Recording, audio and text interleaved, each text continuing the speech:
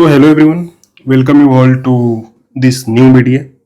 ये वीडियो मैं बहुत ही गुस्से में बना रहा हूँ क्योंकि एसएससी जो आजकल कर रही है ना, वो बिल्कुल भी समझ नहीं आ रहा क्यों हो रहा है, क्या हो रहा है, किस कारण से हो रहा है, या फिर ये रियल प्रॉब्लम है या कुछ इंटरनल कोई चीज है, क्या है, समझ नहीं आ रहा बिल्कुल भी। ठीक है, अभी एसएससी ने क्या किया है कि बहुत सारे लोगों का री एग्जाम दे दिया है। ठीक है, और री एग्जाम भी केवल इस बेसिस पे नहीं दिया गया है कि किसी का टेक्निकल इश्यू हुआ हो, किसी को कोई मतलब एग्जाम देने में प्रॉब्लम हुई हो, किसी को रफ सीट का प्रॉब्लम हुआ हो, कुछ भी हुआ हो, बट ऐसा बिल्कुल भी समझ नहीं आ रहा कि क्यों हुआ है। ठीक है, मैं अपना भी बात करूंगा। मेरा भी एग्जाम जो है, मैंने ऐसे ही फॉर्म डाला था तो मेरा भी री एग्जाम दे दिया गया। ठीक है, और सभी को एक बार तो चेक करना ही चाहिए। यहाँ पर आइए समझते हैं पहले कि इशू हो क्या रहा है। यहाँ पर इशू देखिए क्या है कि एग्जाम बहुत सारे लोगों का रीशेड्यूल हो गया है। ठीक है, कोई भी इंटीमेशन नहीं है जिससे आपको पहले बताया जो है हाँ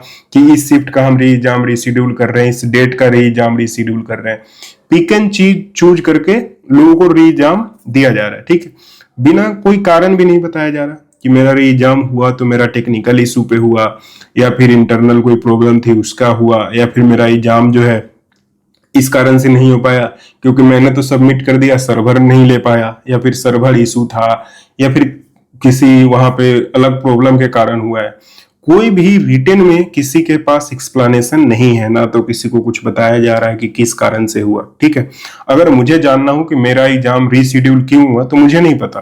कोई भी एसएससी के पास कंक्रीट प्लान नहीं है कि आगे ऐसा चीजें नहीं होंगी, या फिर ये सब कोई एक्सप्लेनेशन भी नहीं है। जस्ट आप एक प्रेस रिलीज निकाल रहे हो, वो भी बड़ी बड़ी बातें करके, समझ नहीं आ रहा कुछ भी।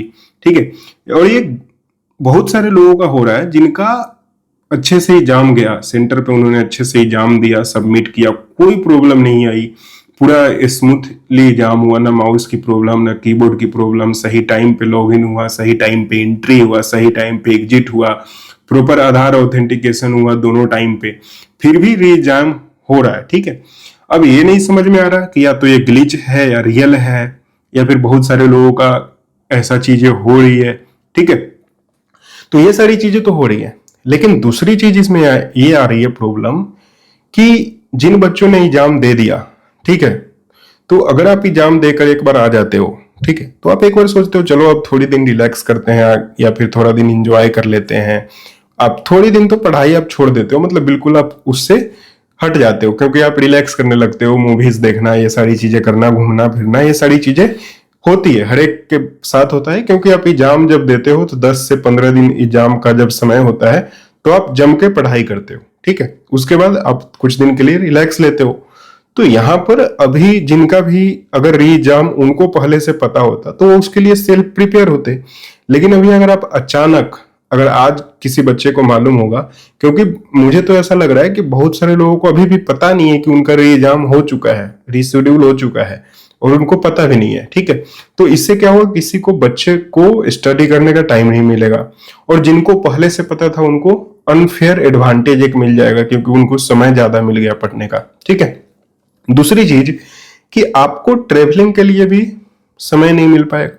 ठीक है, अब मान लो अगर ये रियलिटी है कि हाँ सबका री एग्जाम होगा, तो एक बंदा जिसने अच्छे से एग्जाम दिया, उसके एग्जाम पे सेंटर पे कोई प्रॉब्लम नहीं आई, ठीक है, फिर भी उसको दोबारा फोर्स करना कि आप नहीं जाओ, री एग्जाम दो। ठीक है, तो ये अच्छी बात नहीं है, और क्यों हो रहा है समझ नहीं आ रहा बिल्कुल भी।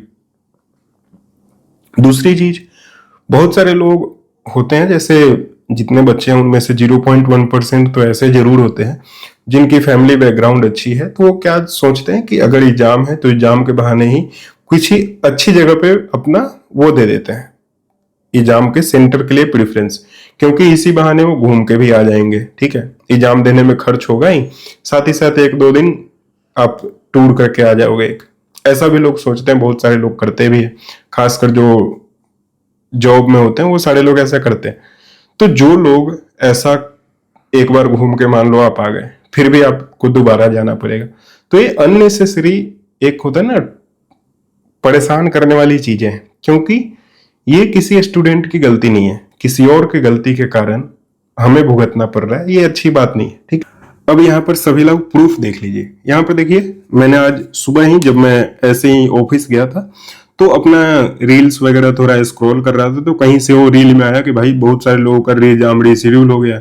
कुछ दोस्त भी बताए कि भाई चेक कर लो एक बार। 2-3 लोगों ने चेक किया तो उसमें से एक का उनमें भी आया, तो मैंने भी सोचा चेक करता हूँ। और मुझे बिल्कुल भी 0% भी ट्रस्ट नहीं था कि मेरा रीएग्जाम हो जाएगा, क्योंकि मेरे सेंटर पे बिल्कुल ही स्मूथ सारी चीजें हुई थी। ठीक है, तो अभी देखिए CGL 2025, मेरा नाम विकास कुमार, एग्जाम डेट देख लो 14/10, शिफ्ट 1 12 बजे, एप्लीकेशन एक्सेप्टेड।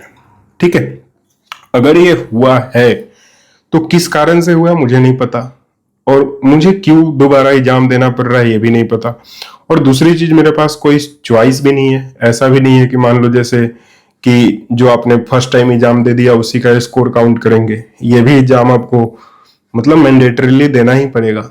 तो मुझे तो बिल्कुल भी आज मतलब फ्रस्ट्रेट हो चुका हूं मैं इस चीज को, ये ड्रामा को देख के कि क्या करना चाह रही है SSC। जब से ये इडिक्विटी आया है, जब से बिल्कुल भी समझ नहीं आ रहा। ठीक है, तो मेरा कहने का मतलब यही है कि भाई आप सभी लोग जितने भी हो, आप सब लोग भी अपना अपना जो है एक बार SSC के वेबसाइट पे जाकर चेक कर लीजिए। ठीक है, कहीं आपका भी एग्जाम जो है ऐसा ना हो कि रीशेड्यूल हो गया हो और आपको पता भी नहीं लगे, क्योंकि मेरे पास कोई मैसेज नहीं आया, कोई ईमेल नहीं आया।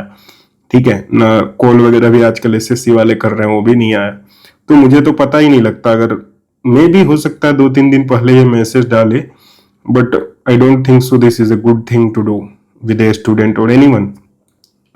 सो चलिए, मेरा बहुत फ्रस्ट्रेटेड हूँ इन चीज़ों से। आई होप आप वीडियो को समझ पाए होंगे। टेलीग्राम पे मैंने ऑलरेडी इस चीज़ को बता दिया है। जो भी लोग चैनल पे नए हैं, चैनल को ज्वाइन कर लीजिएगा। Thank you for watching this video. कोई नई अपडेट आएगी नेक्स्ट वीडियो में देखेंगे। धन्यवाद।